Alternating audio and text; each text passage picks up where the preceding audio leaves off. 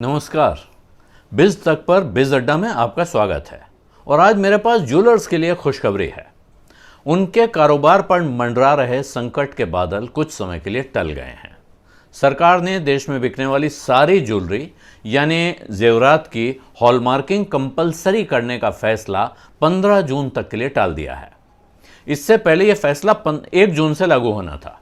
इसके लागू होने के बाद बाजार में ऐसा कोई भी आभूषण या सिक्का नहीं बेचा जा सकेगा जिसकी हॉलमार्किंग यानी शुद्धता की गारंटी का सर्टिफिकेट साथ में न मिले। हॉलमार्किंग या शुद्धता का मानक लागू होना सोने के जेवर खरीदने वालों के लिए बहुत बड़ी खुशखबरी है। इससे उन्हें सोने के नाम पर होने वाली ठगी से निजात मिल जाएगी और उनके दिमाग में इस बात को लेकर चल रही तरह तरह की उलझनें, कन्फ्यूजन खत्म हो जाएंगे। लेकिन यही खुशखबरी देश में गहने बनाने और बेचने वाले लाखों सुनारों और सर्राफों के लिए बुरी खबर भी है, क्योंकि इसके बाद उनके पास मिलावट का रास्ता नहीं बचेगा। और उनका यह भी कहना है कि सवाल मिलावट का नहीं है, सवाल यह है कि इसको लेकर जितना हिसाब किताब उनको रखना पड़ेगा, जितनी मशक्क़त करनी पड़ेगी, वो उनके लिए बहुत भारी पड़ेगा। और जितनी बचत होती है शुद्ध गहने बेचने के बाद, उसमें यह उनके लिए एक तरह का बड़ा आर्थिक बोझ भी होगा। शायद यही वजह है, जो मजबूरियां वो अपनी बता रहे हैं, उसी की वजह से वो जब ऐसा मौका आता है तो आंदोलन करने लगते हैं। और शायद यही वजह है कि बरसों से सरकार कोशिश कर रही है, कंज्यूमर संगठन मांग कर रहे हैं, ग्राहक भी चाहते हैं और सरकार दबाव भी बनाती जा रही है, लेकिन अनिवार्य यानी कंपलसरी हॉलमार्किंग अभी तक लागू नहीं हो पाई है। हाल ये है कि अभी तक देश में बिकने वाली ज्वेलरी का सिर्फ 30% यानी 1/3 से भी कम हॉलमार्क के साथ आता है। हॉलमार्किंग से हमको क्या मिलता है ये समझना भी ज़रूरी है। जब आप सोने का गहना, सिक्का या बिस्किट खरीदते हैं और वो हॉलमार्क्ड है, तो उस पर हॉलमार्क की एक मोहर लगी होती है। उस मोहर पे एक नंबर लिखा होता है, जिससे आपको पता चल जाता है कि ये 12 कैरेट है, 18 कैरेट है, 20 कैरेट है या 22 कैरेट है, या सिक्के और बिस्किट के मामले में 24 कैरेट है या नहीं है। और साथ में आपको एक सर्टिफिकेट भी मिलता है जो उस शुद्धता की गारंटी है। वो जो नंबर लिखा होता है वो नंबर अलग अलग हैं, अलग अलग कैरेटेज के लिए, और उससे आप समझ सकते हैं सिर्फ नंबर देख के भी कि ये कितने कैरेट का गहना या सिक्का है। यानी अगर आप 22 कैरेट की हॉलमार्क ज्वेलरी खरीदते हैं, 22 कैरेट की ज्वेलरी का मतलब क्या होता है कि सोने की ज्वेलरी के 24 हिस्से किए जाते हैं, और 22 कैरेट की हॉलमार्क ज्वेलरी इस बात की गारंटी है कि उस 24 में से 22 हिस्से, 22 भाग शुद्ध सोना है और सिर्फ 2 भाग दूसरी धातुएं मिलाई गई हैं, जो कि गहने की मजबूती के लिए ज़रूरी हैं।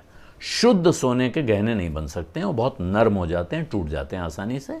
ये बहुत किसी भी सुनार से आप बात करेंगे वो आपको बता देंगे। इसीलिए उसमें तांबा, रांगा, तरह तरह की चीज़ें मिलाई जाती थी और बनते हैं। हम लोग, मैं जहाँ का रहने वाला हूँ पहाड़ का, वहाँ बहुत शुद्ध सोने के गहने बनते हैं, लेकिन वो बहुत कमज़ोर होते हैं। हाथ से दबा दीजिए तो उनकी शेप बिगड़ जाती है। तो भारतीय मानक ब्यूरो या bureau of Indian standards, BIS जिसको आप शॉर्ट फॉर्म में कहते हैं, उसने जो स्कीम बनाई है उसके तहत हर ज्वेलर का रजिस्ट्रेशन होना है, उनको हॉलमार्किंग के लिए सर्टिफाई अपने को रजिस्टर कराना है, और उनको अपनी ज्वेलरी ऐसे टेस्टिंग एंड हॉलमार्किंग यानी ऐसे सेंटर्स से सर्टिफाई करानी है, प्रमाणित करवानी है, जिन्हें BIS ने इस काम के लिए मान्यता दे रखी है। वहाँ एक तरह की लैब होती है जहाँ ये गहना टेस्ट होता है, उसके बाद उस पर सर्टिफिकेट लग जाता है, मोहर लग जाती है कि ये कितने %, कितने कैरेट का गहना है।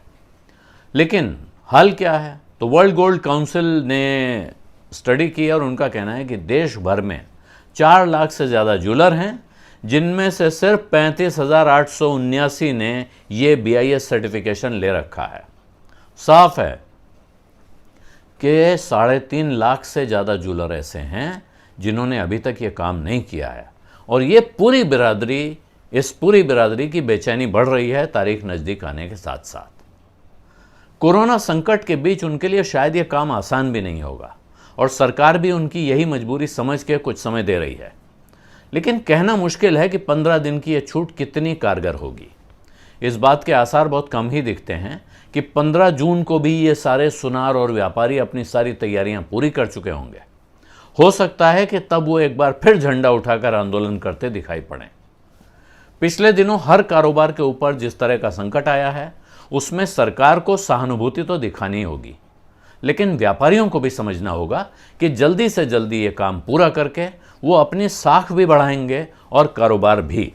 और ग्राहकों के तौर पे हमको ये समझना चाहिए कि अगर हम अपने जो जाने पहचाने अपने सराफ हैं, ज्वेलर हैं, जिनके पास हम जाते हैं गहने खरीदने, हम अगर उनसे डिमांड करना शुरू कर दें कि भाई हमें हॉलमार्क ज्वेलरी दीजिए, तो उन पर दबाव बनेगा और वो समझेंगे कि ग्राहक मांग रहा है। अभी उन्हें लगता है भाई हमारे बंधे बंधाए ग्राहक हैं, हम पे भरोसा करते हैं, आते हैं, हमसे सामान लेते हैं, ज़रूरत पड़ती है बेच के भी जाते हैं, वो मांग नहीं रहे हैं, सरकार क्यों खामखा इसमें टांग अड़ा रही है। तो अगर ग्राहक मांग करना शुरू करेंगे, ग्राहक कहेंगे भाई हम हॉलमार्क नहीं होगा तो नहीं खरीदेंगे, हम उस जगह जा रहे हैं जहां हॉलमार्क मिलता है, तो पक्के तौर पर ज्वेलर्स के बीच में ये चेतना जागेगी, उनको ये बात समझ में आएगी कि हमको हॉलमार्किंग अपनानी है। और तब ग्राहकों के लिए ये खुशखबरी आएगी कि अब आपको हॉलमार्क ज्वेलरी आसानी से मिल रही है और अब आपके दिमाग में ये कन्फ्यूजन नहीं रहेगा कि जो गहना हमने खरीद लिया है वो कहीं उससे कम कैरेट का तो नहीं है, कल को हम बेचने जाएं, हमारे बच्चे बेचने जाएं तो उन्हें पूरे दाम मिले। ये भरोसा हॉलमार्क के साथ आता है। बिज़ अड्डा में आज इतना ही। आपको बिज़ अड्डा लग कैसा रहा है ये बताना मत भूलिए, कमेंट्स कीजिए और उसमें लिखिए कि और क्या देखना चाहते हैं आप और क्या सुनना चाहते हैं। कोशिश करूंगा कि आपकी इच्छा पूरी करूं। और साथ में अपना ख्याल रखिए, मास्क लगाइए, दूरी बना के रखिए और आपकी बारी आ गई हो तो वैक्सीन भी लगवा लीजिए। धन्यवाद, नमस्कार।